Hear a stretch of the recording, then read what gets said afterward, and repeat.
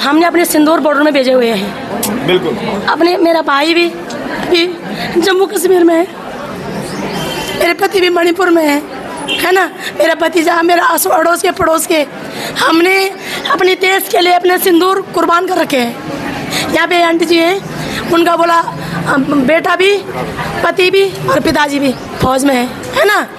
तो महिलाओं को बेवकूफ ना बनाया जाए। यह देश नेताओं के भाषण से नहीं चलता है। यह देश हम नहीं अपने सिंदूर कुर्बान करते हैं, अपनी राखी को कुर्बान करते हैं, अपनी कोक को कुर्बान करते हैं, तब यह देश बचता है।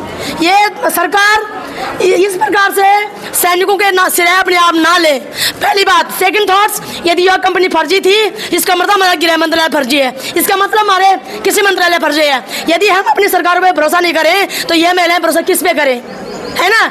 और बाकी हमारा अल्टीमेट है धामी सरकार से, भाई इज्जत से बोल रही हूँ, या तो भुगतान कर, बस की बात नहीं है, पद खाली कर। झूठा मत बोल कि तू देश प्रेमी है या तू धर्मवादी है। या तो धर्मवादी होता है, सारे हिंदू धर्म के बहन है यहाँ पे, दया नहीं आती तुम्हें। और यदि तू देश प्रेमी है, सारे हमारे फौजी भाई के वाइफ हैं और फौजी भाई के बहन हैं, ये इनके ड्यूटी नहीं बनती है। और जो उम्मीदवार अपनी देश की एक भी नागरिक को प्रताड़ित करता है, वो ना तो धार्मिक होता है, ना ही वो कभी राष्ट्रवादी हो सकता है मेरे भाई।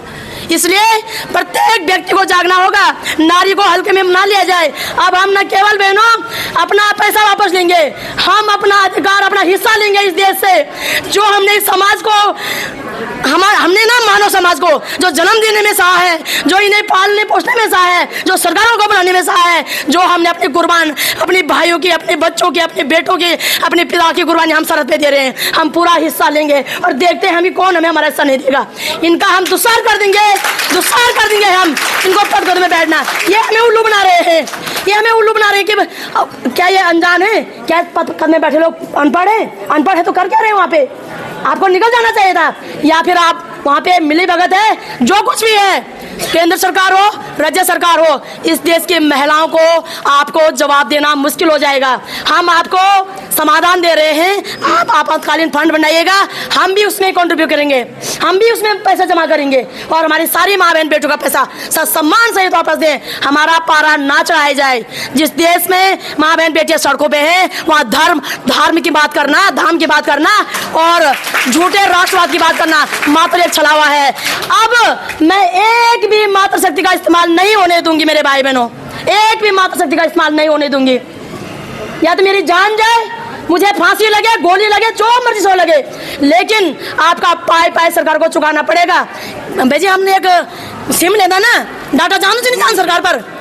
एक कंपनी आती है, 35 ब्रांचें खोलती है, सरकार के पास डाटा नहीं है क्या पता उन्हें जो पुलवामा पहलगाम में हुआ, क्या पता हमारे पैसों का इस्तेमाल हुआ होगा, क्या पता हमारे पैसों से आतंकवाद फैल रहा होगा। आतंकवाद जो हमला हुआ, सरकारों की नाकामी थी। एक भी नेता का बेटा क्यों नहीं मरा उस आतंकवादी हमले में, हमारे भाई कैसे मर गए। और आज भी जो ऑपरेशन सिंदूर कर रहे हैं, हमारे भाई कर रहे हैं, कोई नेता का बेटा नहीं कर रहा वहाँ पे।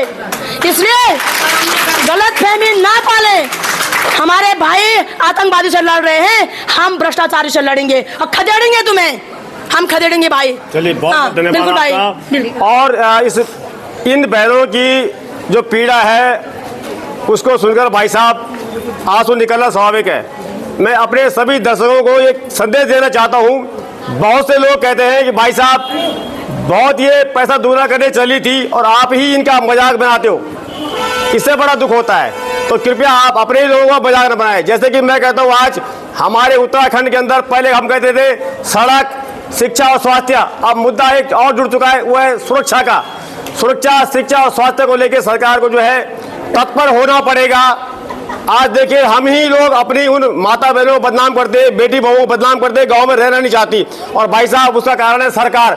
हमारे वास्तव में अगर स्कूल सही होते, सड़कें सही होती, अस्पताल होते, तो ये जो यहाँ आज ठगी गई है हमारी माता बहनें, यहाँ ऋषिकेश में, श्यामपुर में, हरिद्वार में, तो भाई साहब आज मुझे लगता है कि शायद ये नौबत नहीं आती है। देखेगा आप, ये सभी भाई साहब ये पसीना नहीं अपने आंसू पोंछ रहे हैं और कहीं कहीं पर इनको हंसी आ रही होगी, आपको लग रहा हंस रहे हैं। भाई साहब जितनी हंसना बंद कर दे, मुझे लगता ये मर जाएंगे।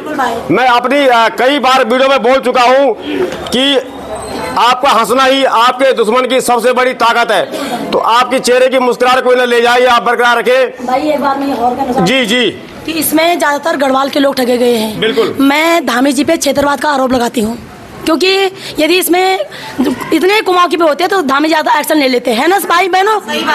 मैं क्षेत्रवाद का आरोप लगाती हूँ कि धामी जी क्षेत्रवाद नहीं चलेगा। क्यों नहीं, आप हमें जवाब क्यों नहीं दे रहे हो, है ना? तो धामी जी पे मैं आरोप लगाती हूँ, आप क्षेत्रवाद कर रहे हो, आप भेदभाव कर रहे हो गढ़वाल कुमाऊं के साथ। आप यदि सच्चे उत्तराखंड के सपूत हो तो आप हमारे बहनों का अविलंब पैसा दीजिएगा। ये क्षेत्रवाद भेदभाव नहीं चलेगा। बिल्कुल बिल्कुल भाई जी, बहुत बहुत धन्यवाद।